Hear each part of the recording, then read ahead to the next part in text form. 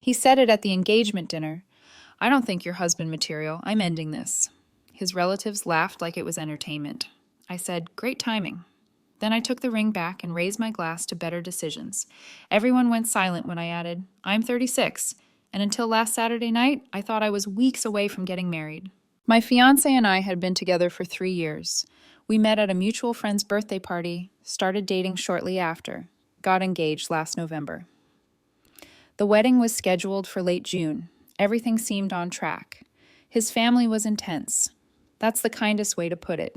Loud, opinionated, the kind of people who think brutal honesty is a personality trait.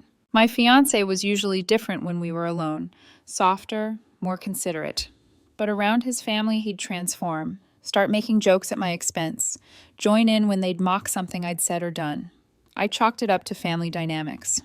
Everyone acts different around their relatives, right? The engagement dinner was his family's idea, not the original celebration dinner we'd had months ago when he proposed. This was the second one, specifically because his aunt and uncle were visiting from across the country and needed to meet me properly before the wedding. My fiancé insisted we do it, said it was important to him. I agreed because that's what you do when you love someone. The reservation was at an upscale steakhouse downtown. Private room for 14 people. His parents, his 2 brothers and their wives, the aunt and uncle, 2 cousins, and us. I wore my best suit, brought an expensive bottle of wine for the table, prepared myself for an evening of his family's particular brand of humor. Dinner started at 7 p.m. on Saturday. I got there 15 minutes early. His family rolled in exactly on time, loud and already laughing about something. My fiancé arrived with his mother, looked handsome, kissed my cheek, and immediately got pulled into a conversation with his aunt about wedding logistics. We ordered drinks, appetizers came. The conversation flowed, mostly them asking me questions that felt like tests. What did I do for work? How much did I make? What were my career ambitions? Where did I see myself in 10 years? His uncle was particularly aggressive with it, leaning back in his chair like he was conducting an interview. I answered everything honestly. I work in software project management, make decent money, own my condo, have a solid retirement plan. Not flashy, but stable, comfortable. His uncle made a face. Comfortable, that's one way to put it. Everyone laughed, including my fiancé. Dinner arrived around 8:15. Steaks, sides, more wine. The conversation shifted to the wedding. His mother was going through details. Venue, catering, music. Then his aunt asked the question. So, are you excited to be joining this crazy family? I smiled. Absolutely, looking forward to it. His older brother smirked. She says that now. Wait until she's stuck with us permanently. More laughter. Seriously, though, his younger brother added, you sure you're ready for this? Marriage is no joke, especially into this family. I think so. I love your brother. That's what matters. His father spoke up for the first time in a while. Love's important, but marriage is more than love. It's compatibility, partnership, being able to handle real life together. I agree. I think we handle real life well together. He didn't look convinced. Do you? Because from where I'm sitting, you seem like you're in over your head. I felt the shift in the room. Everyone was watching. This wasn't small talk anymore. I don't think I am, I said carefully. His mother jumped in. Sweetheart, your father's just saying that marriage is hard. Harder than dating. You need to be certain. I am certain. My fiancé hadn't said anything. Just sat there pushing food around his plate. His aunt leaned forward. Can I be honest? And I mean really honest. Sure. I don't see it. You two. I don't see the spark, the chemistry. You seem like roommates. Nice roommates, but still. I disagree. We have plenty of chemistry. His uncle laughed. Chemistry. She says chemistry. The table laughed with him. Except my fiancé. He was staring at his plate. Honey, his mother said, turning to my fiancé. You've been quiet. What do you think? He looked up. His eyes met mine for a second, then darted away. I don't know. You don't know? I asked. I mean, they have a point. Sometimes I wonder if we're really right for each other. You're wondering this now? 3 weeks before the wedding? I've been wondering for a while. The table went completely silent. You could hear the kitchen staff through the walls. Why didn't you say something? I don't know. I thought it would pass. I thought I'd feel more certain as the date got closer. And you don't? He shook his head. No, I don't. His father cleared his throat. Maybe this dinner was a good idea after all. Better to figure this out now than after the wedding. I felt like I was underwater. Everything sounded muffled and far away. So what are you saying? I asked him directly. He took a deep breath. I don't think you're wife material. I'm ending this. His brothers both laughed. Actually laughed out loud. His uncle was smirking into his wineglass. His cousins looked shocked, but also entertained, like this was dinner theater. I sat there for a moment, processing. Then something clicked. Maybe it was the laughter. Maybe it was the 3 years of his family treating me like a punchline. Maybe it was him sitting there, breaking up with me in front of an audience, and not even having the decency to look remorseful. Great timing, I said. He looked at me. What? I reached into my pocket and pulled out the ring box. I'd been carrying it around like an idiot, showing it off to people when they asked about the wedding. I opened it, took out the engagement ring he was wearing, and dropped it into the box. He didn't even resist. Then I stood up, raised my wineglass. To better decisions. Everyone stared. His father's face was unreadable. His mother looked horrified. What are you doing? My now ex-fiancé asked. Making a better decision. I took a sip of wine, set the glass down. Since we're being honest, let me share something. This dinner cost $2,800. I paid for it. The wine I brought was $400. The engagement ring I just took back was $12,000. The deposits on our wedding venue, catering, band, photographer, $18,000. All in my name. All refundable up to 30 days before the wedding. His mother gasped. You're not. I'm canceling everything tomorrow, getting every penny back. His father stood up. Now hold on. Hold on for what? Your son just ended our engagement in front of his entire family like it was a game show. I think we're past holding on. I looked at my ex-fiancé. He was crying now. You couldn't do this in private. You needed an audience, I said. I didn't plan this, he whispered. You didn't plan to humiliate me? Could have fooled me. His older brother stood up. Hey, calm down. Calm down? You laughed. You all laughed when he ended our engagement like it was funny. Like I was a joke. We didn't mean... Yes, you did. You've meant it for 3 years.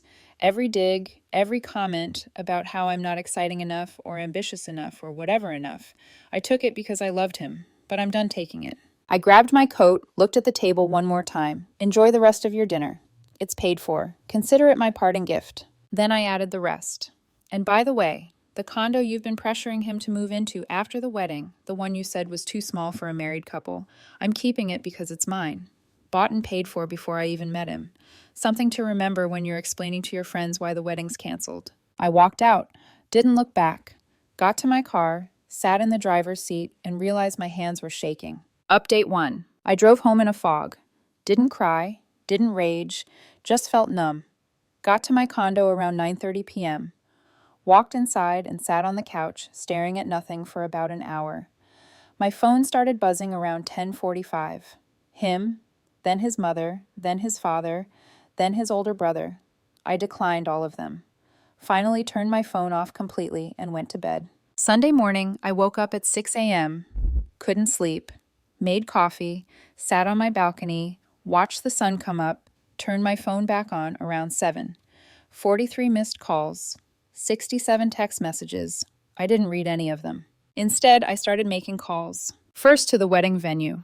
Explained the situation. They were surprisingly understanding. Processed the cancellation. Confirmed the refund would hit my account in 5 to 7 business days. Same with the caterer, the band, the photographer.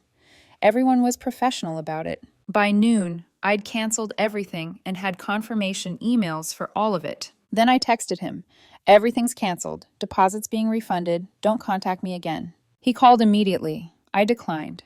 He called again. I declined again. Then the text started. Please let me explain. I made a mistake. My family pushed me into saying that. I didn't mean it. Please call me. I blocked his number. His mother tried next. Left a voicemail. We need to talk about this like adults. You can't just throw away 3 years because of one difficult conversation. I blocked her too. His father sent a text. You embarrassed our entire family at that restaurant. You owe us an apology. Blocked. By Sunday evening, I had blocked everyone from his family, went to the gym, worked out until I couldn't think anymore, came home and ordered pizza. Monday morning, I went to work like nothing happened. Told my boss I needed to use some vacation days later in the month, days I'd scheduled for the honeymoon. He asked if everything was okay. I said I'd canceled my wedding. He didn't push for details, just said to take whatever time I needed. Update 2. Tuesday afternoon, he showed up at my condo, buzzed from downstairs. I didn't answer. He buzzed again and again.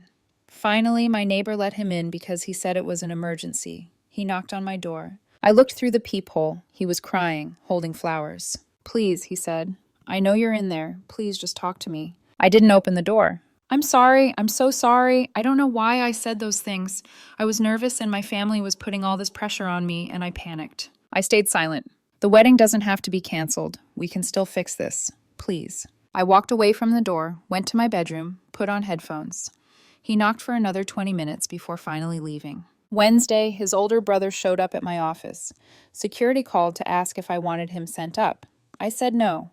He apparently waited in the lobby for an hour before leaving. Thursday, his best friend reached out via social media. Long message about how my ex was devastated and made a mistake and really loved me. I deleted it without responding. Friday, 1 week after the dinner, my ex sent a letter. An actual handwritten letter delivered by mail. I didn't open it, just threw it away. That weekend, I started cleaning out my condo. Anything that was his or reminded me of him, gone. Donated it all. Clothes he'd left, toiletries, books, decorations. Filled 4 garbage bags, took them to a donation center, came back to an empty space that finally felt like mine again. Update 3. Week 2 post-dinner, his father called from a different number. I answered without thinking. "We need to talk," he said. "No, we don't. You humiliated my son in front of our entire family. Your son humiliated me first in front of those same people after they'd spent the evening treating me like a joke." "That's not—" "Yes, it is. You've been doing it for 3 years. I just finally stopped tolerating it." He wants to fix things. I don't.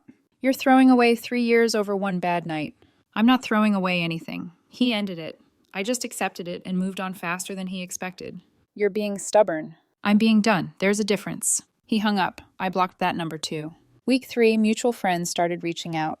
Most were supportive. A few suggested I was overreacting or being too harsh. I stopped responding to those ones. One friend asked if I was okay, actually checked in on me, not just fishing for gossip. We got drinks. I told him everything. He was the first person I'd really talked to about it. "That's brutal," he said, "the way his family treated you." "Yeah, you did the right thing. Walking away doesn't feel right yet. It just feels like surviving. That's all you can do right now. Survive. The feeling better comes later." He was right. Update 4, month 2. After the dinner, I was starting to feel normal again. Work was busy. I'd picked up some new hobbies, started rock climbing, joined a book club, reconnected with old friends I'd lost touch with during the relationship. My ex stopped trying to contact me directly, but his friends kept popping up. Different people, same message. He misses you. He made a mistake. He's sorry. I ignored all of them. Then his mother showed up at my gym, waited outside, approached me as I was leaving. "We need to talk." "No, we don't." "Please, just 5 minutes." Against my better judgment, I stopped. 5 minutes. "He's not doing well. Since you left, he's been depressed, not eating, not sleeping. You need to see him." "I need to see him after what he did?" "He made a mistake. People make mistakes." "He didn't make a mistake. He made a choice in front of his entire family after letting them mock me all night." "We weren't mocking you." "Yes, you were. You've been doing it since the day I met you. I was never good enough, never successful enough, never exciting enough, and he went along with it every time." "That's not true." "It is true, and I'm done pretending it isn't." "What about the 3 years you spent together?" "What about them? They're gone. He ended them, not me." "You're being cruel." "I'm being honest. Something your family could learn." I walked to my car. She followed. "If you won't see him, at least give back the things he left at your place." "I donated them all." "You what?" "Donated them 2 weeks ago. They're gone." "You had no right." "They were at my place. He never came to get them. I had every right." I got in my car and drove away. Blocked her number again. Final update. It's been 4 months since the engagement dinner. I'm doing well, really well. Moved past the anger, past the hurt, into something that feels like actual peace. My ex got engaged to someone else last month. Heard it through mutual friends. Some woman he apparently dated briefly before me. They reconnected after our breakup. Good for them. I genuinely don't care. The money from the wedding deposits is sitting in my investment account. The engagement ring I sold. Used the money to take a solo trip abroad, something I'd always wanted to do but never had time for during the relationship. His family hasn't contacted me since his mother showed up at my gym. I assume they're all involved in planning his new wedding. Hope it goes better than ours would have. Someone asked me last week if I regret how I handled the dinner, if I think I was too harsh, too public with my response. No, I said. He chose to end things publicly. I just chose to accept it publicly. If he wanted privacy, he should have ended it in private. But you embarrassed him. He embarrassed me first for 3 years. I just stopped accepting it. I'm 36, single, own my own place, have a good job, good friends, and self-respect I'd lost somewhere along the way. That's more than I had 4 months ago. Would I have preferred a normal breakup? Sure. Private, respectful, mutual. Absolutely. But that's not what happened. What happened is I got humiliated at a dinner I paid for by people I'd tried to impress, in front of a man I'd loved who didn't have the decency to defend me. So I took my ring back, canceled my wedding, and walked away with my dignity intact. Best $20,800 I ever spent. Edit 1. People are asking what I said in the rest that made everyone go silent. I said, and by the way, the condo you've been pressuring him to move into after the wedding, the one you said was too small for a married couple, I'm keeping it because it's mine. Bought and paid for before I even met him. Something to remember when you're explaining to your friends why the wedding's canceled. Edit 2. For those asking why I didn't see the red flags, I did. But I thought love meant accepting someone's flaws, including how they acted around their family. Turns out there's a difference between accepting flaws and accepting disrespect. Learn that lesson the hard way once, and you won't make the same mistake again.